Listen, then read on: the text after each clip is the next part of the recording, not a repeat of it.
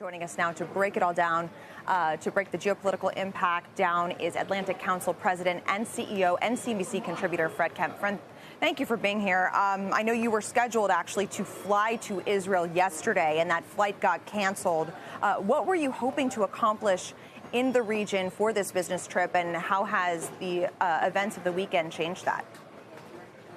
Thank you for asking about that. I was going to be on a plane last evening to help host a conference that the Atlantic Council and the Jeffrey Taupin's Foundation were holding in Israel with President Netanyahu, with ministers from Arab states that had normalized with Israel on greater economic integration. So you talked about the impact on markets now, but there's going to be an impact on economic potential. There's huge potential in the Middle East if only their economies could integrate more widely. We had to pull down the conference. We don't know when we'll be able to reorganize it.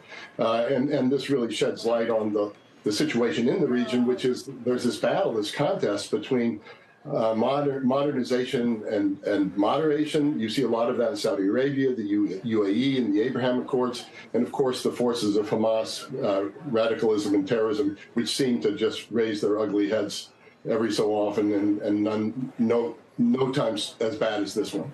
What's your prediction for how this all plays out in terms of the political and economic stability of the region, especially as it pertains to some of Israel's neighbors, in which it was seeking more normalized ties with? Well, I think the big victim of this right now is efforts at Saudi and Israel normalization. Those talks had been far advanced. U.S. officials have been spending a lot of time in Israel and in Saudi Arabia. There was the prospect of a deal, maybe if not by the end of this year, but the beginning of next year. People were giving it 50-50 chance. Right now, you have to give it zero chance. The Saudis just won't be able to go forward with this right now. Part of the deal would have been Netanyahu reaching some sort of accommodation with Palestine, the Palestinians. That's not going to happen right now. But there's another thing to look at here, which is, in a way, this is an Iranian proxy war in Israel. Even if they didn't plan it, even if they didn't give the green light for it, we don't know about that. They're providing the money, they're providing the weapons, they're providing even the wherewithal to build the tunnels.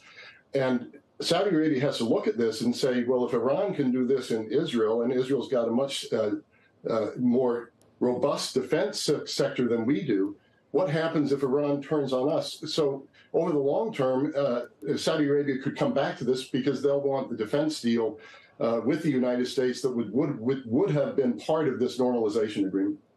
So, Fred, how long do you think it would take for things to cool off enough for that process to restart? Well, certainly months, and maybe not even in this current Biden administration through 2024.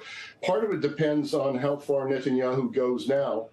There's been comparison to 9/11 in the United States, Pearl Harbor, and where that comparison has looked at is the surprise attack, caught by surprise. Intelligence didn't see it coming, and third of all, the rage inside of Israel, just as there was rage in the United States. But the United States may have gone a bit too far in its wars in Afghanistan and Iraq. And Netanyahu should take that lesson, because if he does go too far, he could actually bog himself down and bog Israel down in a way that could really hurt it at a time when it could reach a greater normalization with Saudi Arabia and more generally. So it's a very, very tough set of calls that President Netanyahu's got to make right now in Israel.